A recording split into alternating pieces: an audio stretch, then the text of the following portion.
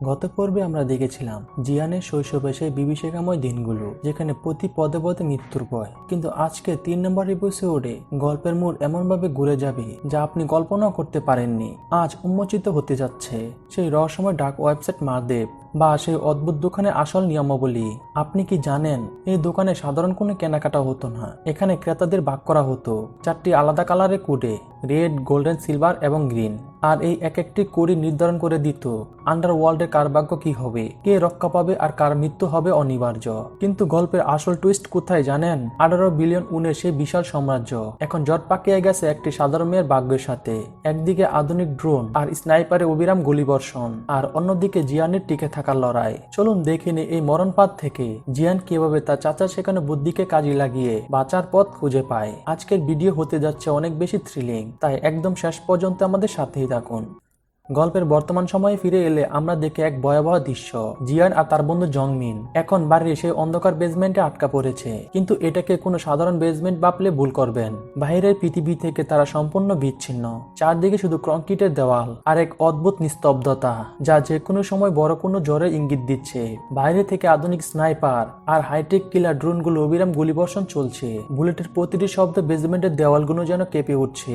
জংমিন ভয়ে কুঁকড়ে আছে, তার চোখে মুখে স্পষ্ট মৃত্যুর ছাপ। সে ভাবতেই পারেনি যে একটা সাধারণ উইকেন্ড এভাবে একটা রক্তাক্ত যুদ্ধের পরিণত হবে। কিন্তু ঠিক এই চূড়ান্ত মরণপূর্ণের মুহূর্তে জিয়ানের ভিতরে এক অদ্ভুত পরিবর্তন লক্ষ্য করা যায়। সে সাধারণ কোনো ভয় পাওয়ার মেয়ে নয়, তার দমনিতে বইছে জিনমানের রক্ত। বিপদে এই চরম মুহূর্তে জিয়ানের চোখের সামনে ভেসে উঠে তার চাচার মুখ। জিনমান তাকে ছোটবেলা থেকে কিছু অদ্ভুত আর খাপছাড়া জিনিস শিখাতো। তখন জিয়ান বিরক্ত হতো আর ভাবতো এসব পাগলামি কেন শিখতে হবে। সে কি জানতো এই পাগলামি একদিন তার জীবন বাঁচাবে? তার মনে পড়ে চাচা তাকে শিখিয়েছিলেন, যখন তুমি চারপাশ থেকে শত্রুর দ্বারা ঘেরা হয়ে যাবে, তখন তোমার প্রথম কাজ হলো ভয়কে জয় করা নয়, এবং পরিবেশকে নিজের অস্ত্র বানানো। জংমিন যখন আতঙ্কে চিৎকার করছে, জিয়ান তখন শান্ত হয়ে দেওয়ালের এক বিশেষ কোণ খুঁজতে থাকে। সে মনে করার চেষ্টা করে চাচা তাকে কেন এই বেসমেন্টে ঘন্টার পর ঘন্টা বসিয়ে রাখতেন। হঠাৎ সে বুঝতে পারে এই প্রতিটি ইটের পিছনে লুকিয়ে আছে এক একটি রহস্য। জিয়ান যখন দেওয়ালে লুকানো একটি গোপন লিভারে হাত দেয়, তখন জংমিনের সাথে সাথে দর্শকরাও চমকে যায়। আমরা দেখি যে বাড়িটিকে আমরা এতক্ষণে সাধারণ একটা গ্রামীণ বাড়ি ভাবছিলাম, সেটি আসলে একটি আস্থা হাইটেক ফোর্ট্রেস।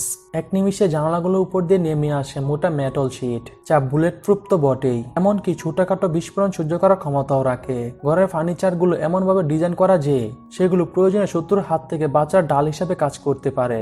জংমিন তো অবাক হয়ে হা করে তাকিয়ে থাকে। সে ভাবছে, আমি কার সাথে এতদিন বন্ধুত্ব করে এসেছি, আর এই লোকটা মানে জিনমান আসলে কে ছিল? বাইরে থেকে আসা ড্রোনগুলো সাধারণ ড্রোন ছিল না, এগুলো থার্মাল সেন্সর দিয়ে সজ্জিত, যা দেওয়ালের উপাস থাকা মানুষের শরীরে তাপ শনাক্ত করতে পারে। ড্রোনগুলো যখন বেসমেন্টের গেট ভাঙার চেষ্টা করছে, তখন জিয়ানের চাচা সেখানে সে বল্লাল স্পট টেকনিক ব্যবহার করে। সে জানে এই দুর্গে এমন কিছু কোণ আছে যেখানে কোনো সেন্সর কাজ করে না। সে জংমিনকে নির্দেশ দেয় ডার্ক ওয়েবসাইটে ব্যাক এন্ড কন্ট্রোল প্যানেলে ঢোকার জন্য।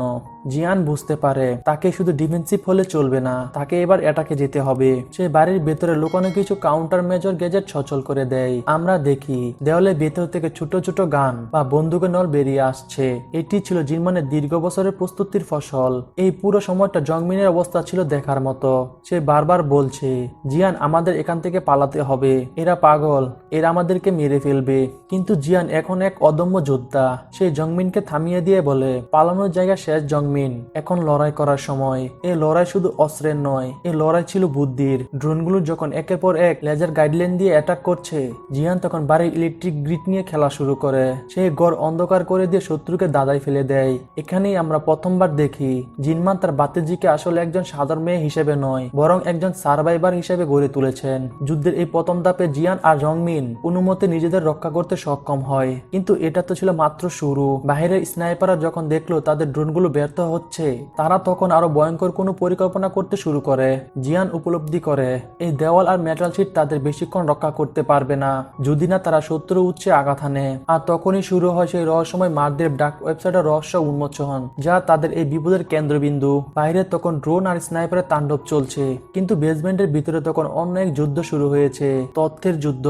জংমিন কাবা কাবা হাতে যখন জিনমান এসে রহস্যময় কম্পিউটারটি ওপেন করে, তখন স্ক্রিনে ভেসে উঠে এক ভয়ঙ্কর দুনিয়ার প্রবেশদ্বার। ওয়েবসাইটটির নাম মালদ্বীপ। এটি সাধারণ কোনো ই কমার্স সাইট নয়, এটি হলো পৃথিবীর সবচেয়ে বিপজ্জনক কিলার স্পাই আর ক্রাইম সিন ক্লিনারদের একটি গোপন নেটওয়ার্ক। জংমিন যখন ফাইলগুলো একের পর এক ডিসক্রিপ্ট করতে শুরু করে তখন তার সামনে উন্মোচিত হয় এক অবিশ্বাস্য সত্য।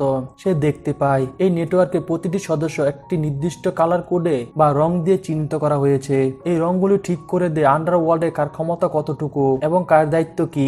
জংমিন প্রথমে যে ফাইলটি পায় সেটি ছিল রক্তবর্ণ বা রেড কোডের। এই কোডের সদস্যরা হলো আন্ডারওয়ার্ল্ডের সবচেয়ে দুর্ধর্ষ অংশ।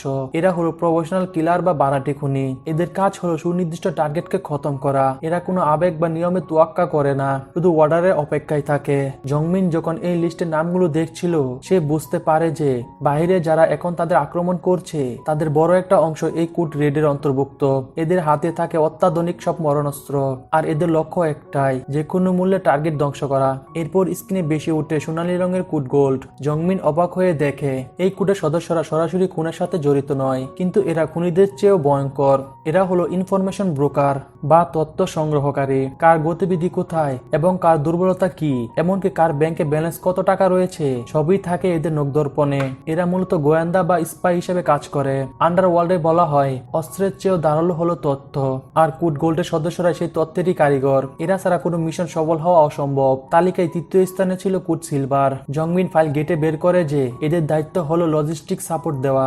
এরা মূলত দুই ধরনের কাজ করে, প্রথমত হরেক রকমের মরণাস্ত্র আর গ্যাজেট সরবরাহ করা, আর দ্বিতীয়ত ক্লিন আপ সার্ভিস, অর্থাৎ কোনো খুনের পর সেই ক্রাইম সিন এমনভাবে পরিষ্কার করা যেন পুলিশের কাছে কোনো প্রমাণই না থাকে। এরা হলো আন্ডারওয়ার্ল্ডের অদৃশ্য হাত। এদের কাজ নিখুঁত না হলে নেটওয়ার্কে বড় বড় রাঘবওয়ালরা ধরা পড়ে যেত। তাই কোড সিলভারের গুরুত্ব এই ব্যবসায় অপরিসীম। সবশেষে স্ক্রিনে জ্বলে ওঠে এক উজ্জ্বল সবুজ রঙের আলো, কোড গ্রিন। এটি দেখার পর জংমিন আর জিয়ান দুজনেই স্তব্ধ হয়ে যায়। ফাইলটি থেকে জানা যায় কোড গ্রিন হলো এই পুরো সিস্টেমের সবচেয়ে ভিআইপি বা স্পেশাল কোড। এটি শুধুমাত্র জিনমান এবং তার পরিবারের সদস্যদের জন্য সংরক্ষিত। এই কোডের নিয়মটি শুনলে আপনার গায়ের লোম খাড়া হয়ে যাবে। নিয়মটি হলো যদি কখনো কোনো গ্রিন কোডের মেম্বার বিপদে পড়ে বা তাকে আক্রমণ করা হয়, তবে অন্য 3 কোডের রেড, গোল্ডেন, সিলভার সমস্ত সদস্যরা তাকে সাহায্য করতে বা রক্ষা করতে বাধ্য। অর্থাৎ পুরো আন্ডারওয়ার্ল্ডের কিলার নেটওয়ার্ক এখন জিয়ানকে পাহারা দেওয়ার কথা ছিল যদি নিয়ম মানা হতো। তবে বাইরে ওই স্নাইপাররা জিয়ানের হয়ে লড়াই করত। কিন্তু এখানে শুরু হয় গল্পের সবচেয়ে বড় ট্র্যাজেডি। নিয়ম তো ছিল জিয়ানকে রক্ষা করা, কিন্তু এখন সেই একই কিলাররা তাকে মারতে উদ্যত হয়েছে। আর কেনই বা মারতে চাচ্ছে? কারণটা হলো বিশাল অঙ্কের টাকা জিনমানের অ্যাকাউন্টে জমা ছিল 18 বিলিয়ন উন। এই বিপুল পরিমাণে টাকার লোভে কিলারদের নীতি নৈতিকতা আর কোডের সিস্টেমের সমস্ত নিয়ম ধুলোয় মিশিয়ে দিয়েছে। তারা জানে জিয়ানকে মেরে ফেলতে পারলে এই বিশাল সাম্রাজ্য তাদের দখলে চলে আসবে। তাই যারা হওয়ার কথা ছিল রক্ষক, তারাই আজ দাঁড়িয়েছে বক্ষক হিসাবে। জিয়ান উপলব্ধি করে সে শুধু ড্রোনের সাথে লড়াই করছে না, সে লড়াই করছে একদল অকৃতজ্ঞ আর লোভী হাইনাদের সাথে, যারা তার চাচার তৈরি করা এই সিস্টেমকেই তার বিরুদ্ধে অস্ত্র হিসেবে ব্যবহার করছে। যুদ্ধের ময়দান যখন রক্ষণ ক্ষেত্রে পরিণত হয়েছে, ঠিক তখনই গল্পের স্ক্রিনে এন্ট্রি নেয় এক রহস্যময় নারী, সো মিনহাই। তাকে আমরা এর আগে দেখেছিলাম জিয়ানের চাইনিজ ল্যাঙ্গুয়েজ টিচার হিসাবে, একজন সাধারণ শিক্ষিকা যার কাজ ছিল জিয়ানকে ভাষা শেখানো। কিন্তু এই পরিস্থিতিতে তাকে দেখে জিয়ান আর জংমিন দুজনেই থমকে যায় এবং তাদের মনে প্রশ্ন জাগে এই গুলযুগের মধ্যে সে কিভাবে এই সুরক্ষিত দুর্গে প্রবেশ করলো, আর তার হাতে কেন আধুনিক অস্ত্র। মিনহাই শান্ত চাহনি আর তার হাঁটাচলার ধরন বলে দিচ্ছিল সে কোনো সাধারণ গৃহ শিক্ষিকা নয়। তার প্রতিটি পদক্ষেপ ছিল মাপা আর তার চোখের দৃষ্টি ছিল শিকারী চিতার মতো তীক্ষ্ণ।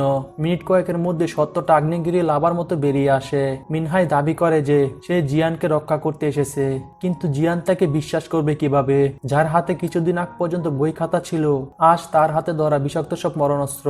আসল সত্যটা হলো মিনহাই একজন দুর্ধর্ষ এস ক্লাস কিলার। আন্ডারওয়ার্ল্ডে যার নাম শুনলে বাঘা বাঘা অপরাধীরাও বুক কেঁপে ওঠে। সে কি আসলে জিনমানের পুরনো বন্ধু এবং বিশ্বস্ত কোনো সহকর্মী ছিল, নাকি সেও 18 বিলিয়ন টাকার লোভে এই গ্রিন কোডের মেম্বারের মাথার দাম নিতে এসেছে? জিয়ান এখন এক ভয়াবহ দ্বিধায় পড়ে যায়। একদিকে বাইরে শত্রুরা বাড়ি ভাঙার চেষ্টা করছে, আর ঘরের ভিতরে দাঁড়িয়ে আছে এক অজানা কিলার। কাকে বিশ্বাস করবে সে? জিহান যখন মিনহাইকে নিয়ে দ্বিধায় মগ্ন, ঠিক তখনই স্নাইপারদের একটি দল বেসমেন্টের কাছাকাছি চলে আসে। আর তখনই শুরু হয় মিনহাইয়ের আসল রূপের প্রদর্শনী। সে যেভাবে লড়া শুরু করে তা দেখে জিয়ানের চোখ ছানা ভরা হয়ে যায়। তার মুভমেন্ট ছিল বিদ্যুতের মতো দ্রুত, কোনো বুলেট তার শরীর ছুঁতে পারছিল না। উল্টো তার নিকট নিশানায় একের পর এক শত্রুর মাটিতে লুটিয়ে পড়ছে। তার লড়াই করা ধরন দেখে স্পষ্ট বোঝা যায় জিনমান এই মেয়েটিকে আগে থেকে তৈরি করে রেখেছিলেন জিয়ানকে নিরাপত্তা দেওয়ার জন্য।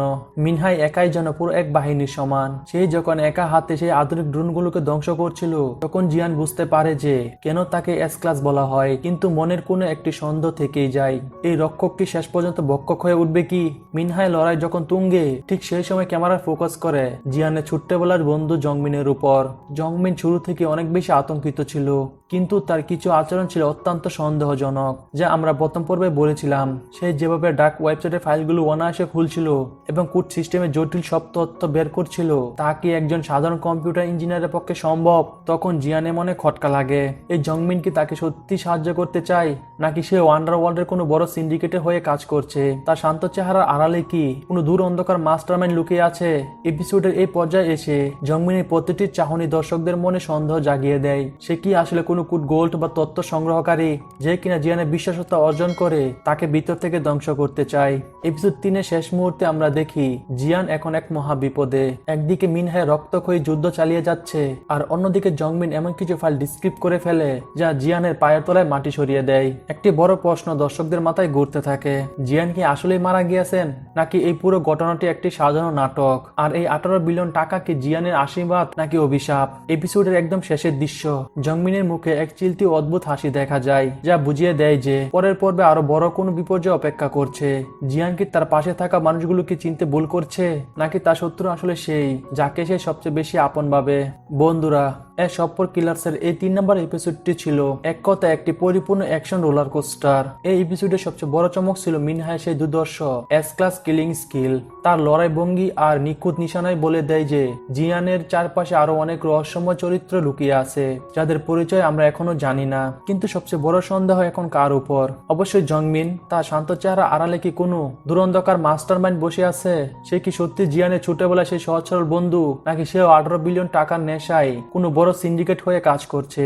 তার রহস্যময় হাসি আমাদের মনে যে সন্দেহের বীজ বুনে দিয়েছে, তা 4 নম্বর এপিসোডে কোন দিকে মোড় নেই সেটা এখন দেখার বিষয়। পরের পর্ব আমরা দেখব জিয়ান কি পারবে এই হাইটেক ড্রোনগুলোকে পুরোপুরি ধ্বংস করতে? মিনহাই কি শেষ পর্যন্ত জিয়ানের বিশ্বস্ত বন্ধু হয়ে থাকবে, নাকি তার আসল চেহারা বেরিয়ে আসবে? আগামী পর্বে এই সব রহস্য জুট খুলতে শুরু করবে, যা আপনাদের মাথা পুরোপুরি ঘুরিয়ে দেবে। তো বন্ধুরা, আজকের ভিডিওটি আপনাদের কাছে কেমন লেগেছে? আপনাদের কি মনে হয় জংমিন কি বিশ্বাসঘাতকতা করবে?